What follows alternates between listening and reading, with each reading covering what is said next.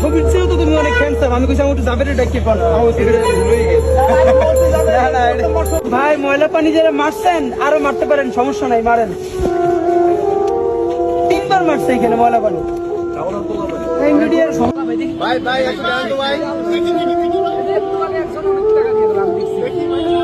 ভাই আপনি তো বড় লোক হয়ে গেছেন ভাই নির্বাচনের আগে।